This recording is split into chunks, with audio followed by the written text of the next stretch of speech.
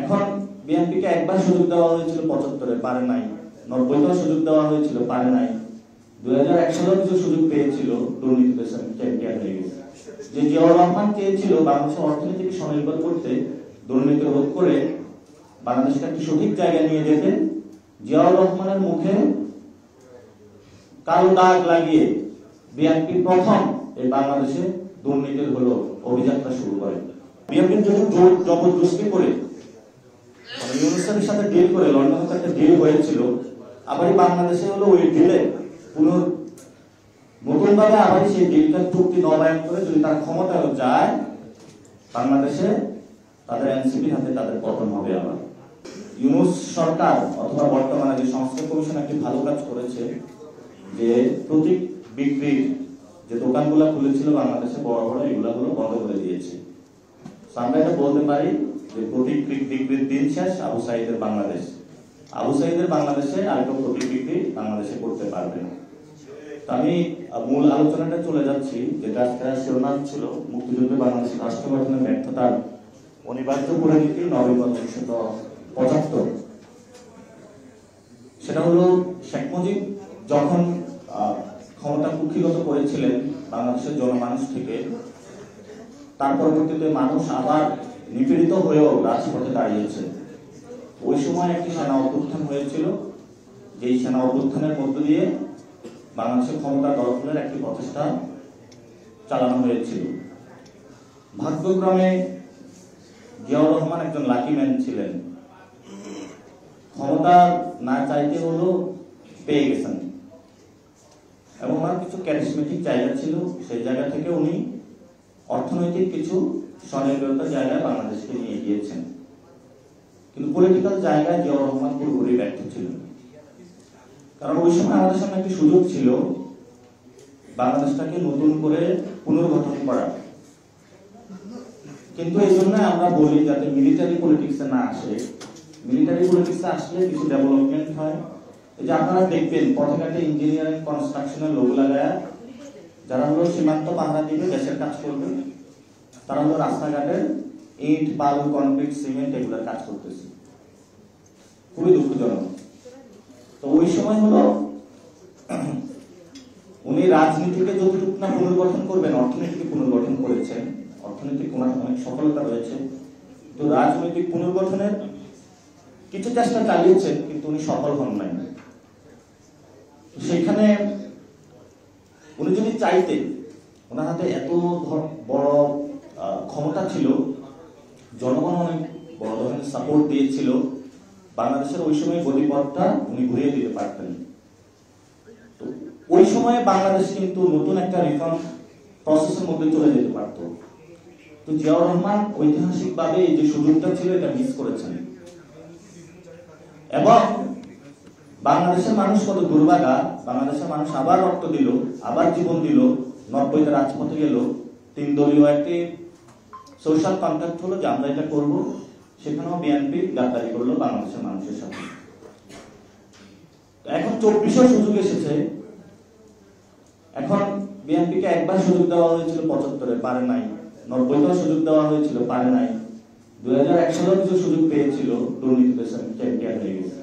যে জিয়াউর রহমান চেয়েছিল বাংলাদেশের অর্থনীতিকে স্বনির্ভর করতে, দুর্নীতি রোধ করে বাংলাদেশকে একটি সঠিক জায়গায় নিয়ে যেতে, জিয়াউর রহমানের মুখে কালো দাগ লাগিয়ে বিএনপি প্রথম এই বাংলাদেশে দুর্নীতির হলো অভিযাত্রা শুরু করে।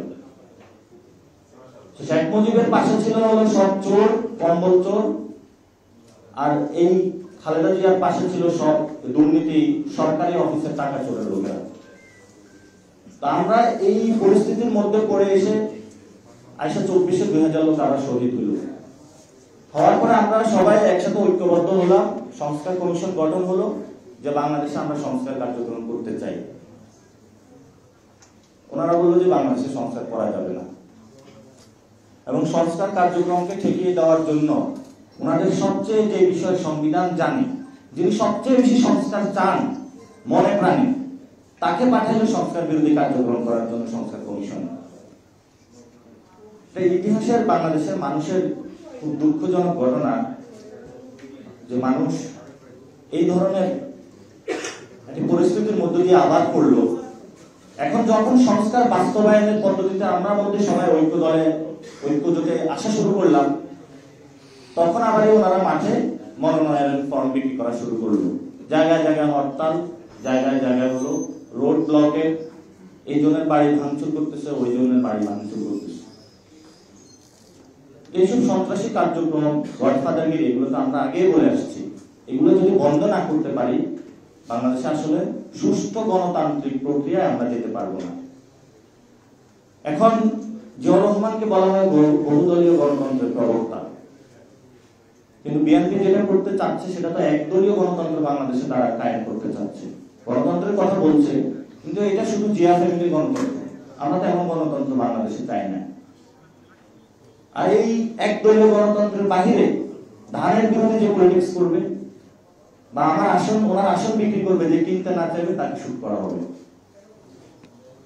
এই ধরনের পরিস্থিতি আসলে আমরা বাংলাদেশে চলতে দিতে পারি না এবং চাই না। আমরা আসলে বিএনপির এই জায়গাগুলোতে ক্রিটিক করে থাকি। এটা একটা ন্যাশনালিস্ট ফোর্স, তাদের সামনে অনেক সুযোগ এসেছিল, তারা সুযোগ কাজে লাগাইতে পারেনি। এখন আমাদের সামনে সুযোগ এসেছে, আমরা কাজে লাগাইতে চাই। বিএনপি পারে একটা কথা বলবো, যে কিছু লোক আছে না, নিজের নাক কেটে অপরের যাত্রা ভঙ্গ করে। বিএনপির হলো এই অবস্থা, নিজের ক্ষতি করে হলো বাংলাদেশের জনগণের ক্ষতি করতে আসছে তারা।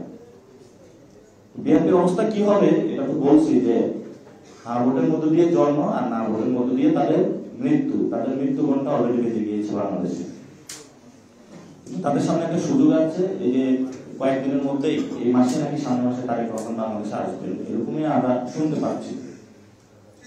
তারেক রহমান আসবেন, বেশ ভালো কথা, কিন্তু আমি আরো ওনারা যখন 2001 থেকে 6 পর্যন্ত ক্ষমতায় ছিলেন, চ্যানেল 1-এ একটা সাক্ষাৎকার দেখেছিলেন, যে তারেক রহমানকে বলেছিলেন যে আপনি কিভাবে বাংলাদেশে গঠন করতে চান, ওনার আদর্শকে।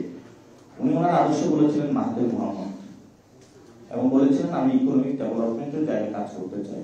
এটা অন রেকর্ডে উনি বলেছিলেন, এই ইন্টারভিউটা এখনো ইউটিউবে পাবেন আপনারা। তো এখন আমাদের এখন পলিটিক্যাল ক্রাইসিসটা অনেক বড়, ইকোনমিক ক্রাইসিস যেমন রয়েছে, আর আমরা মনে করি যে বিএনপির যে ইকোনমিক পলিসি, এই পলিসি দিয়ে আসলে তারা ইকোনমিক থেকে যে চ্যালেঞ্জগুলো রয়েছে বাংলাদেশে উত্তরণ করা সম্ভব না, এবং তাদের পলিটিক্যাল জায়গা থেকে তারা উত্তরণ করা সম্ভব না। আর বিএনপির যদি জবরদস্তি করে ইউনুসের সাথে ডিল করে, লন্ডনে একটা ডিল হয়েছিল, আবার বাংলাদেশে হলো ওই ডিলে নতুন ভাবে আবার সেই ডিলটার চুক্তি নবায়ন করে যদি তার ক্ষমতায় যায়, বাংলাদেশে তাদের এনসিপির হাতে তাদের পতন হবে আবার। সো এটা খুবই দুঃখজনক। একটি দলের হাতে বা একটি জনগণের নেই, শেখ হাসিনার পতন হয়েছে, আওয়ামী লীগের, বিএনপিরও পতন হবে। কিন্তু তখন একটি সুযোগ থাকে যে জামায়াত ইসলামী ক্ষমতা নিবে কিনা, এটা বড় একটা কনসার্নের বিষয় বাংলাদেশে। আমরা সেখানে বলি বাংলাদেশের সংখ্যাগরিষ্ঠ যে 90% মুসলমান আছে, আমরা তাদের কাছে ক্ষমতাটা দিতে চাই। এই রেসপন্সিবিলিটি নিয়ে এখানে যারা আমাদের হিন্দু ভাইরা রয়েছে তাদেরকে আমরা শান্তিতে থাকতে দিব। অর্থাৎ আমি যদি খাইতে না পারি, আমি যদি পড়তে না পারি, আমার আগে রেসপন্সিবিলিটি থাকবে অন্যান্য যে ধর্মাবলম্বী ভাইরা আছে তাদের আমরা সহযোগিতা করা, তাদের আগে নিরাপত্তা নিশ্চিত করা, নারীদের নিরাপত্তা নিশ্চিত করা, আলেমদের নিরাপত্তা নিশ্চিত করা, এই জায়গাগুলোতে আমরা কাজ করে যাচ্ছি। আমরা সকল দলের কাছে আহ্বান রাখবো, একটি সুযোগ এসেছে, এই সুযোগটা আমাদের কাজে লাগাতে হবে।